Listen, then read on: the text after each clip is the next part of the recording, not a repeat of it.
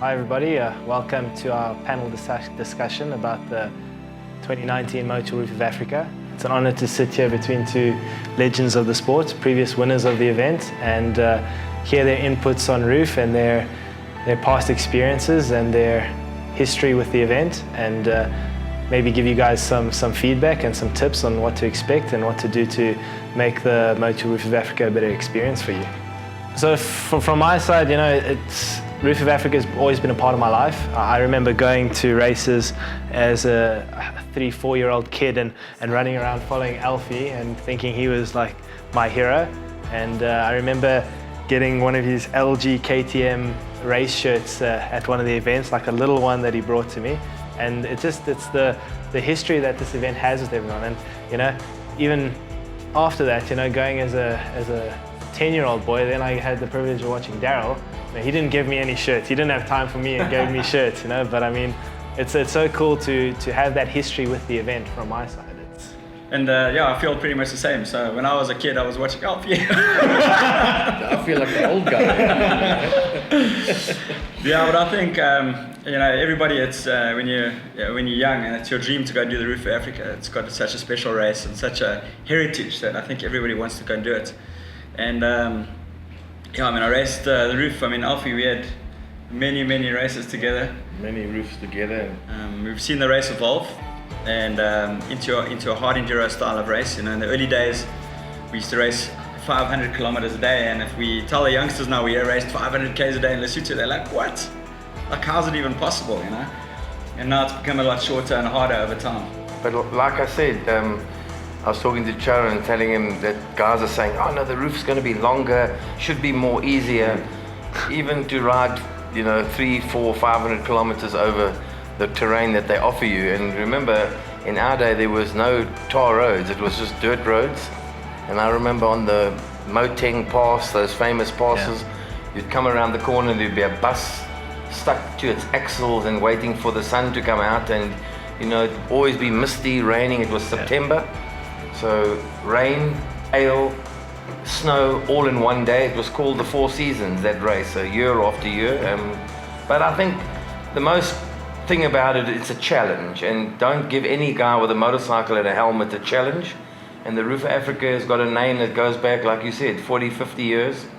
And people want to challenge themselves, whether you're a mediocre rider, whether you're a good rider. And then I think the best challenge is to be able to stand on the podium or on the top step. Whether it's nice now that there's 3 classes, bronze, silver and gold. And you know, at the end of the event, even if it's a bronze rider, to be on that podium in the bronze class, and it becomes a race during the 2-3 days.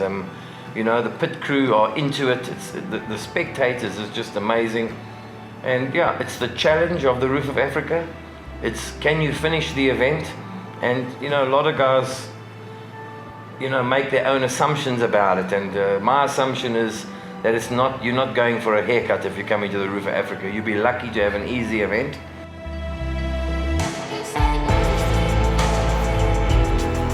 Well, sure, I can think of a roof. Alfie, I don't know if you remember, it was a long time ago, we raced out to Morocco Bay. We raced the first day, you and myself were very close to each other. Within 30 seconds or a minute, we were half an hour ahead of the third guy. And we got lost.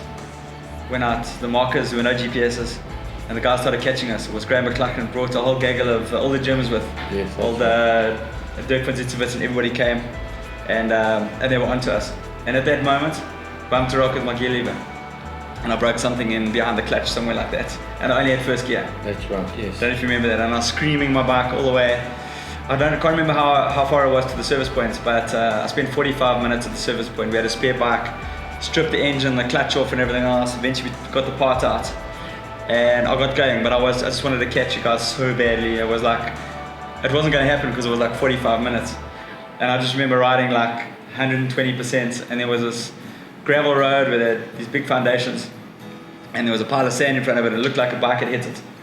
And anyway, I hit it, back wheel clipped the concrete foundation, and I just cartwheeled into a massive hole, and I was lying there, I couldn't breathe. I was like, you know, one of those, feel your legs, feel your arms, is everything moving? Yeah, so I had no air. Eventually I got up, and I had a big hematoma on my leg. I ruptured my quad muscle. Couldn't walk, got back on the bike. And it's times like that where I should have stopped, but yet you just push through, and we carried on racing. Eventually you start feeling better and better, and you know, I made the finish and fell off the bike at the end, but it's things like that. You never thought about giving up back in the day. It was just push as hard as you can, always, and do the best you can.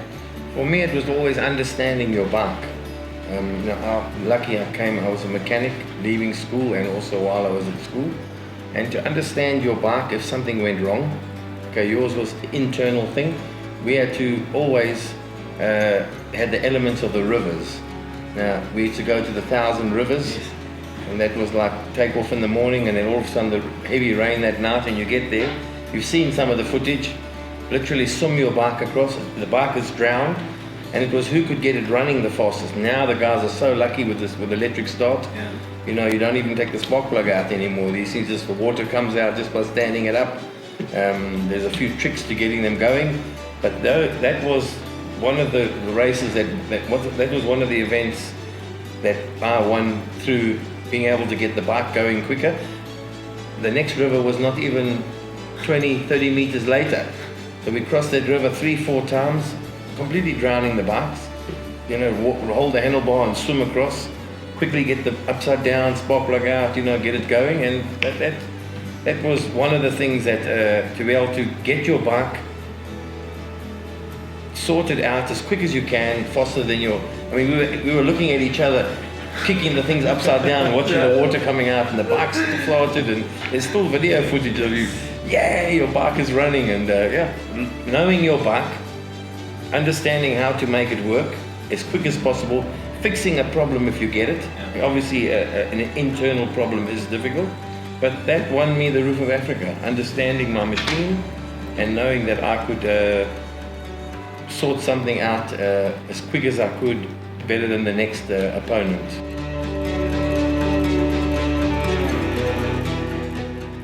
The way I see it is that in Lesotho we have so much freedom. We have, I don't know, 50 to 100 square kilometers of virgin terrain that we can go and explore and find new things. But at an Erzberg or a Romaniacs or any of these massive international races, they're very, very limited to the space that they use. And because of restrictions from government, etc. Where in Lesotho, we're very fortunate at this present time to have a vast area to be able to cover.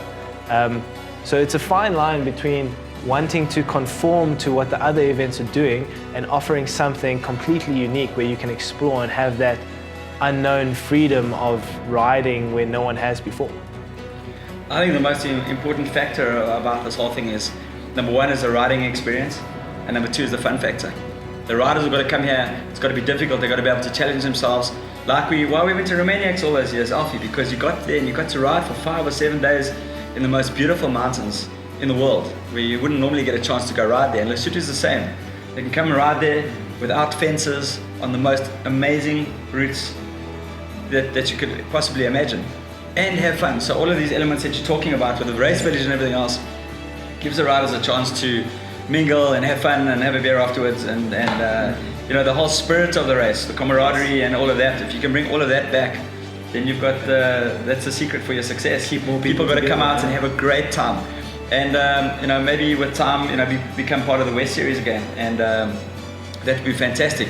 You know, I've been to all of the races around the world, and each one is unique. And I've just come back from the Getz and Rodeo, super intense. 2 races, 1 in the morning, 1 in the afternoon. Romaniacs is 5 long days of riding. Erzberg is the shortest and hardest one-day race in the world. So, and the Roof of Africa is similar to Romaniacs, where you come and ride in the mountains for 3 days, covering large distances. And if the guys got a good experience, they're going to come back. They're going to tell their mates, and the mates are going to come. And that's how we're going to grow this race.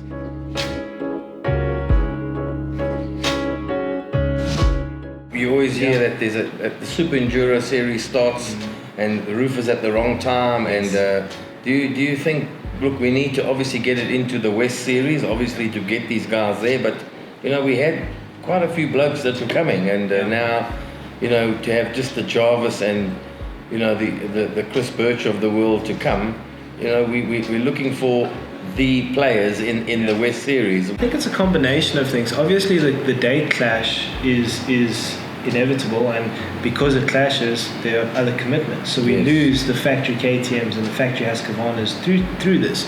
But we need to be proactive in that case. We can't just sit back and say, oh, well, that's happening, there's nothing we can do. So we want to align ourselves to give those riders the opportunity of coming. And in 2020, that's exactly the plan. And we need to also prove ourselves to the international market again. Over the past couple of years, we've had events that have been a little bit too easy, where the guys have finished at 10 o'clock. And we've had events that have been, bordering a little bit too difficult.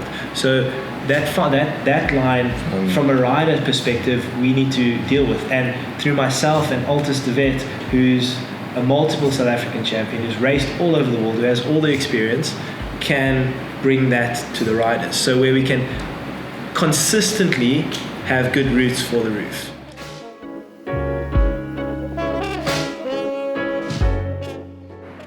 I just think what Charan's going to offer, everybody's waiting for something new. He's got a lot of experience. He knows exactly, I think, what people want. You get new guys coming there to organize the event and try and put on what they think will be tough. But, he's had a lot of years' experience. He's a rider himself, which does help. He knows exactly where the guys would suffer, where they would take longer to do things, and what sections to put in. It is a different start this year, Charan? Yeah. So last year, 2018 editions of the Motul Roof of Africa, they did away with the traditional around the houses, which was racing around the streets, around the soccer field, right there by the Lesotho hat, and moved it to Maseru Mall. So we wanted to obviously bring that tradition back. It's been around forever, and it's kind of an iconic symbol for the Roof of Africa. Something completely different that's not really done anywhere else in the world, where you can hang it flat out. Down, Yeah, exactly. Left, Drop it down and hope you don't go sliding off the road. I like Chris Birch and Altus and all the guys who have done it before. I couldn't agree more. I think it's a big part of the Roof of Africa. Everybody's so nervous about the tar racing because you get guys that are tar specialists and those that hate it. Yeah. And you're ripping it up with knobblies. Yeah. 150, 160 k's now down there straight to Elf. But the only thing is, I wish it would count. Yeah. Because now you get the top riders like Wei Young. He doesn't race around it because he doesn't want to wear the tire out. In case maybe he could have a crash. Yeah. And that's the only thing that's taken out of it. Our day, it counted. Yeah, with these prize money. Yeah, It was like 1,500 rand we used to get Alliance Insurance or security. Yeah. So that's also. 1,500 rand 30 years ago was a lot of money. There was the money for the Saturday night. Exactly. So for this year's Rift, that's exactly what we're doing. We're bringing back prize money for all the classes, for the fastest competitor. How much is it now? It was 1,500 bucks. 15 months. Inflation. So we set it at $5,000 win. Downscale down to the top three. I think that's the way to go. Exactly. That's what people come here to see, the best riders hanging it around there. And I think Also another key element is we don't want the Oaks to stand around in the sun all day. So we don't need to have 20 people in a class racing there. We're going to put big fields of riders onto the tar, start on the tar road so there's no dust, flat out for 3 laps around the streets of the city. Awesome, that sounds good. What does your time trial look like this year? We're going straight from the into the time trial? Also, now something new. So we're actually going to have an Enduro cross event purely for the gold class, straight after around the houses. So after the gold class do their round the houses, they're going to head to Maseru Mall, where we're busy constructing an Enduro cross track, and they're going to have a practice, qualifying, followed by heat races and a final. That sounds pretty cool. So is that their time trial? That's their time trial. Yeah. Okay. So it's also just kind of to give something back to the community of Lesotho, because they can come and watch and experience a different side. The people that are working that can't take off a Thursday, but during their lunch hour want to go and watch some guys throw their bikes over some rocks and some obstacles. Yeah. I think that's going to be really cool. And the bronzies and silvers, they're going to go out and do it. They're still going to go out and do a time trial loop. So they're going to then head to Tower Busu, and it's just going to be a little bit more relaxed. They're going to do their round the houses first. So it's first going to be bronze, silver, then gold at round the houses. Yes. So they can get out to the time trial. And let's say they start between 10 and 12. And it's going to be a relatively short time trial, 40 to 50 Ks. Of nothing too hectic, but enough to make them sweat and give them. So no time trial for the gold guys. No time. Enduro cross. Okay. Enduro cross only, Right. and the plan is that we can have majority of the bronze and silver guys finish with their time trial by 2-3 o'clock, in time to come back for the final of the Enduro cross at Maseru Mall, for everyone to be part of the event. Yeah, that sounds pretty good. Friday is going to be the really tough day of Roof of Africa. The plan is to have Friday for the riders and Saturday for the spectators. Where Friday the riders are going to go and really experience some awesome passes in Lesotho, get out into the unknown, feel like they're in the middle of nowhere, and have that element of Lesotho back. And then come back on Saturday, lots of spectator points. Exactly. Okay, and some of the iconic passes are going to be in? Yeah, so we've got some really cool passes that we're gonna throw in there. We're going towards Bushman's area, Okay. and throwing in some cool passes around Any there. new stuff that people don't know about? There is, there? but Okay. the thing is with Lesotho, we've ridden so much in a certain area that something new is literally one cattle path away from the other one. So new, yes, but new not really as well. It's the same areas, but slightly different. Okay. But it's going to be enough that the guys are going to be happy to be riding there and going to. So you were talking about the spectators. What have you got planned for them? I mean, any villages and things like that? Because I mean, you got to get. I mean, the people, they come there in their droves, and they need to get a bit of guidance and know where to go. And That's exactly it. So it's very important. Communication is important. Social media, as you say, it's got its pros and its cons, and through it we can get to a lot of people as well. So we're going to market it aggressively so people know where they're going. We're going to have all that information available. Plus, we're going to have a newly incorporated Roof of Africa village. So the start finish is now going to be a lot closer to Maseru. So it's going to be a lot easier for all the competitors. And in that village, we're setting up a camping village. We're going to have a major bar area with music and DJs. We're going to have a lot of entertainment going on there, and just bring the whole vibe together.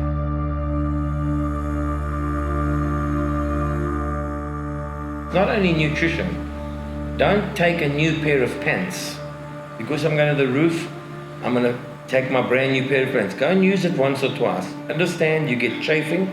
Happens all the time. Bloke gets there with a new pair of pants. There's nothing worse than having your bum cheeks rubbed raw. And, you've got to use that product, Ass Magic, or whatever they call it. But, clothing, even if it's a shirt, if it's uncomfortable, a new chest protector, putting all this stuff on, make yourself, you're uncomfortable, you need to use it once or twice before you go to the roof. So understand that I'm comfortable in my clothing, the seating position, all of that. I'm not going to make a suspension change a day before I go to the roof, in other words. The nutrition, everything, those things are already fixed, I believe. But being comfortable and not having an itch or a scratch during the race, because that can really turn into something nasty. And another thing is being comfortable as well. I see so many guys there, they've got the bum bag. It's heavy, man. There's so many tools in there. They take everything, including the kitchen sink. And take a couple of those things out, your gear lever and that cable tied onto the frame of the bike or inside the airbox and things like that, so you can save a lot of weight. That weight around your waist, your legs get tired, from all that standing and everything. So I think little tricks like that, to be clever, will make a big difference to your race at the end of the day. I think we're lucky because we race 11 months of the year. And we were just natural athletes. That's one thing that I think stands out.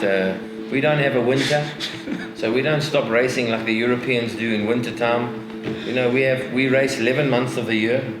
So it's not that we currently, and nobody should stop training. If you're an athlete racing off-road or enduro, you don't stop training the whole year. You set your program out. So there's nothing different going to the roof. I think that time in the saddle is the most important thing. You go to the gym and you use different sets of muscles and that. If you can spend as much time as you can on the gym. And what I used to do leading up until the roof is, devolt. We don't have much in Joburg, but spend long hours on the motorbike every weekend. A lot of us, because cramping is a big thing. Work. Youngsters have got a lot more time to go and ride on that, and not all of them like riding on the rocks. But if you're going to go to the roof, and for that particular event, you need to go and ride that kind of terrain, which is lots and lots of rocks. Yeah, so Daryl, Alfie, thank you guys so much for sharing your expertise with us, with the world, with the riders. Hopefully they've learned something. It's really good to reminisce and hear these stories from two of my heroes. And we look forward to hosting everybody at the 2019 edition of the Motul Roof of Africa, and we can't wait.